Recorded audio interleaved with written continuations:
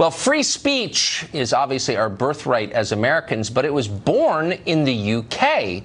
And free speech seems to be dying there as well. Mass immigration and the cult of multiculturalism that made it possible, in the end, proved more powerful than that country's centuries-old heritage of unrestricted public expression. The latest casualty is journalist and activist Tommy Robinson. He's sitting in prison tonight. His crime, daring to talk about sexual abuse rings run by Muslim immigrants to the UK. Robinson pointed out that Britain's policies are destroying the country, so the people who made those policies jailed him. We talked to Katie Hopkins from Rebel Media about this the other night. Here's part of the conversation. What we have to ask ourselves is what happened to freedom of speech in the UK, because I firmly believe, and it's my opinion, we no longer have freedom of speech in the UK, and I believe Tommy Robinson will be killed inside the prison, and it will be the establishment that have blood on their hands. Douglas Murray is the author of the fantastic book, The Strange Death of Europe. He has followed Robinson's case from the beginning. He joins us tonight. Mr. Murray, thank you for coming on. I'm not surprised that this is happening because the people in power always try and tamp down on dissent. That's always been the case. I'm surprised by the reaction to it. How much press has this gotten in the UK? How much outrage has it evoked? What's the response? Well, it's been remarkable. There was actually a reporting restriction on the fact that Robinson had been arrested and sent to prison within hours. There was actually a reporting restriction on that in the UK that made it impossible for any British journalist like myself to write about it for some days, which meant that the international media picked it up, but here in Britain we weren't allowed to talk about it. There's an ongoing trial, a rape gang trial, which he was actually... May I just stop you right there? So what would, Sure. I mean, groups of people in a similar professions go on strike all the time. Why wouldn't journalists in the UK say, we're covering this? Tough if you don't like it, come and arrest us. Why would they obey an order like that?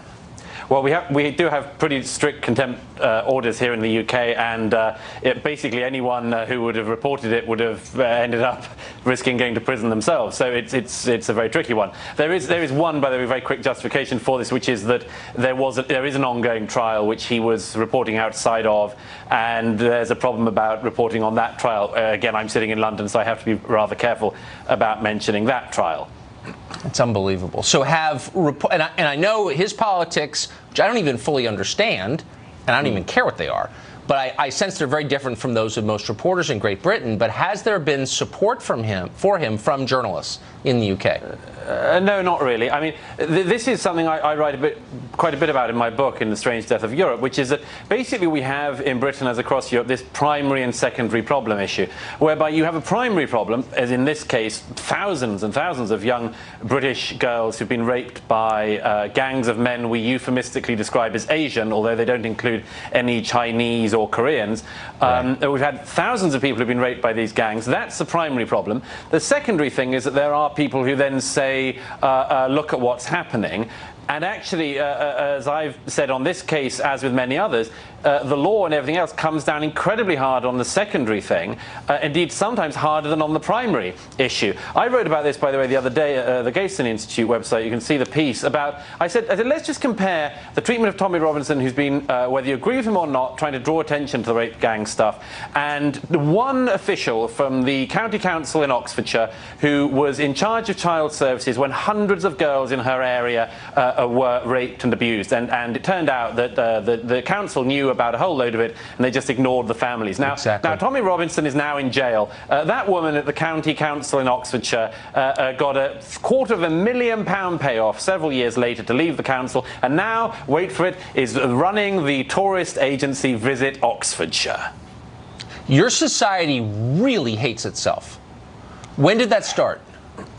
Well, my view is, you see, that this is all an expression of an incredibly wide societal cowardice, and it starts off in a country like Britain with kind of good manners. You know, we sort of want everyone to get along. We want to be nice to each other. We want to be nice to people who are incomers and so on. And then you discover terrible things that are going on, minorities within minorities, but nevertheless you discover things that are going on, and then you get to this really weird position that we're in at the moment. It's the position I describe as the one that says in multiculturalism, well, we've got a bit more gang rape than we used to, but then there's a wider range of cuisines, so it's unbelievable. Who's to say? I recognize that. I wish we had more time. Mr. Murray, thank you. Great to see you. Thank you.